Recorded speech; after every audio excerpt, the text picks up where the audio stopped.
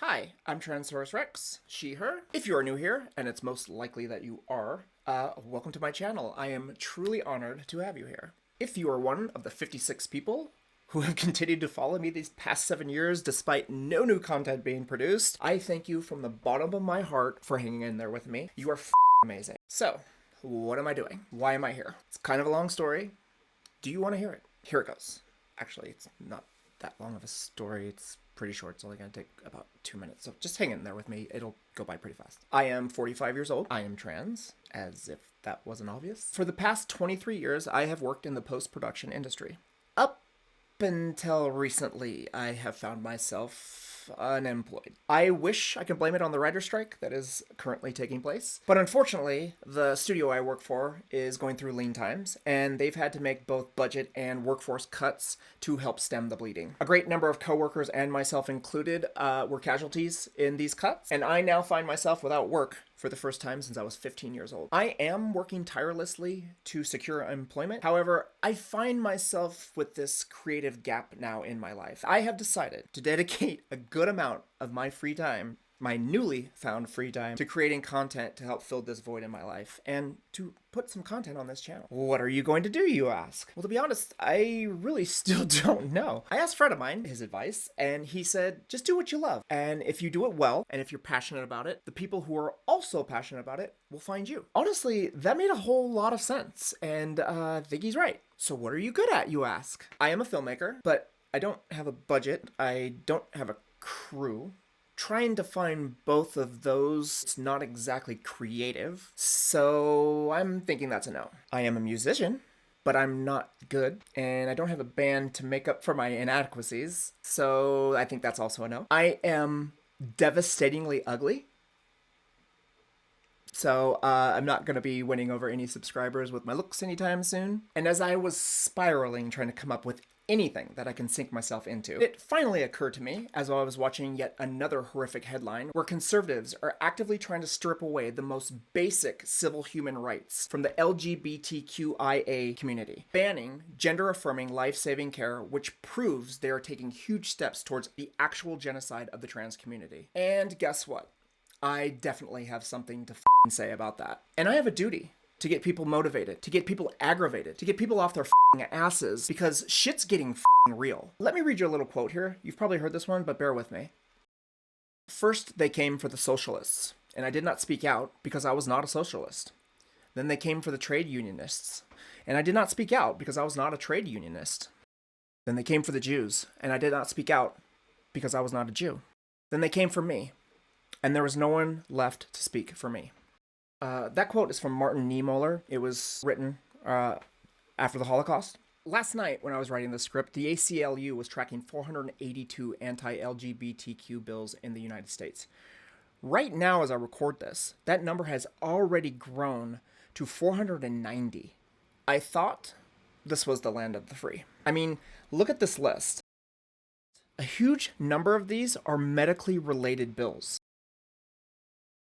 Take this Arkansas bill, SB 199, which is passed into law on March 16th, 2023, which justifies denying children gender-affirming healthcare because, and I quote, sometimes gender transition treatments have been proposed as a way to reduce the chances of a minor committing suicide due to discordance between the minor's sex and his or her perception. But the rates of actual suicide from this discordance remain extremely low. One child is worth saving, but somehow there's some number that's too low to worry about, right? I digress. Furthermore, as recognized by health authorities in Europe, there is no evidence that suicidality is caused by unaffirmed gender or that gender transition treatments are causally linked to a reduction in serious suicidal attempts or ideations. That's great, you buttholes. Of course you cherry pick a study from Europe, which I'm sorry, that sounds an awful lot like, I have a girlfriend, but she lives in Canada. How about this study that was done right here in the United States? Which asks, is gender-affirming care for transgender and non-binary TNB youths associated with changes in depression, anxiety, and suicidality? In this productive cohort of 104 TNB youths aged 13 to 20 years, receipt of gender-affirming care, including puberty blockers and gender-affirming hormones, was associated with 60% lower odds of moderate or severe depression and 73% lower odds of suicidality over 12-month follow-up. meaning this study found that access to gender-affirming care was associated with mitigation of mental health disparities among TNB youths over 1 year. Given this population's high rates of adverse mental health outcomes, this data suggests that access to pharmaceutical interventions may be associated with improved mental health among TNB youths over a short period. So yeah, f*** you, Arkansas. Florida, where they're making it criminal to basically just exist. Look at this. Treatments for sex reassignment.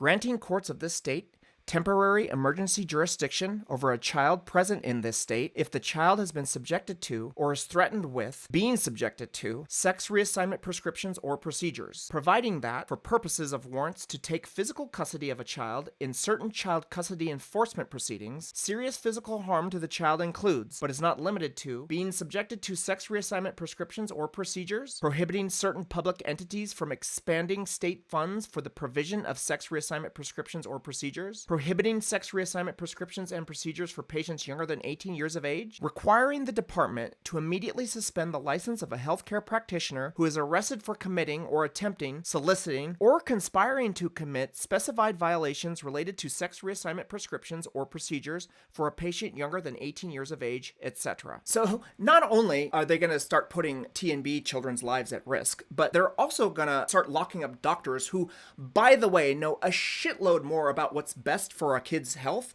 than this turd.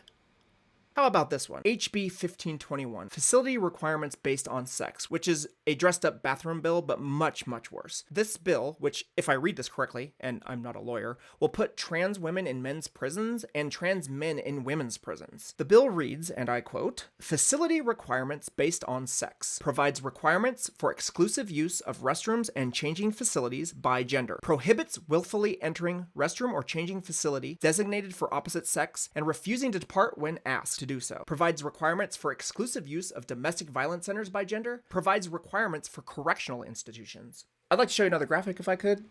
This one's a little scary. This comes to us courtesy of the Holocaust Memorial Day Trust, and it basically outlines the 10 stages of genocide.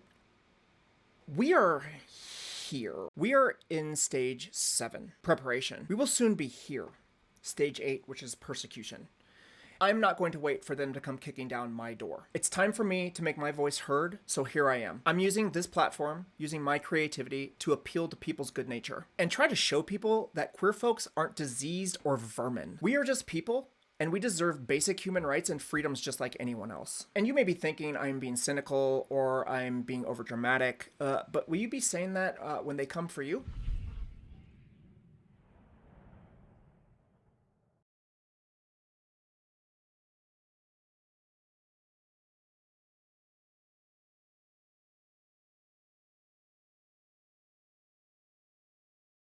If you'd like to hear more what I have to say about this or other topics, do me a favor. Smash that like, crush the subscribe, and check back in with me here next time when we do something a little bit more upbeat, but still queer related. Thanks so much for hanging out with me today. Be safe, be kind, and let's take care of each other out there.